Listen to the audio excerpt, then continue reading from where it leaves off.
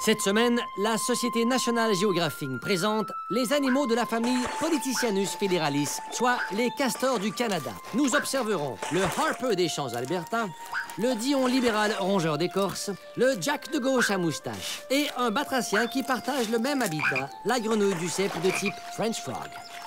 Commençons par le plus gros spécimen de son espèce, le Harper des champs albertains. Ce quadrupède est le chef de la famille des castors batteurs. Lorsqu'il construit un barrage, il a tendance à mieux prendre ses mesures à droite et à négliger les mesures de gauche. Ce castor de l'Ouest a une ressource qu'il exploite au détriment des autres. Il s'agit du pétrole de l'Alberta, qu'il vend en grande quantité à son meilleur ami, l'aigle américain. D'ailleurs, il fait le travail salissant que son ami l'aigle lui demande de faire, aussi loin que dans les forêts afghanes. Bien que ce mammifère fait preuve de retenue en public, il a de la difficulté à se retenir en privé et agit rapidement. Ah oui. Ah ouais. Bonne nuit, chérie.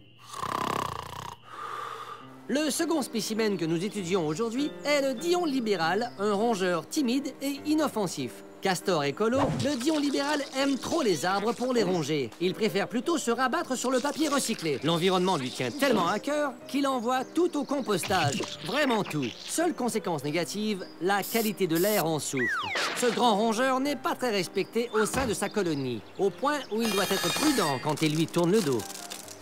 Ah! Ses ennemis saisissent toutes les occasions pour lui tendre des pièges. Mais le Dion s'en sort toujours. Il est beaucoup trop intelligent. Pas tant que ça, finalement. Parlons maintenant du castor Jack Layton à moustache, un animal qui ne grignote qu'à gauche. Notez qu'il est un des rares du règne animal à se rendre à son barrage en vélo. On le voit ici en compagnie du castor Mulcair d'Outremont. Cet animal à sang chaud est sympathique, brillant, mais surtout ignoré. Je réclame de la part du castor Harper que l'écorce de boulot soit gratuite pour tout le monde. Bla, bla, bla, bla, bla, bla. Contrairement aux autres membres de l'espèce parlementaire, le Jack de gauche aime bien faire la fête la nuit. C'est pourquoi il est destiné à hiberner dans l'opposition toute sa vie. Le dernier spécimen pour aujourd'hui est la grenouille québécoise de type Duceppe, de la famille des Batracinus separatis. Aussi appelée rainette bloquiste, la grenouille Duceppe essaie toujours d'empêcher le barrage canadien de fonctionner, mais en vain. La French Frog Duceppe aime prendre des risques.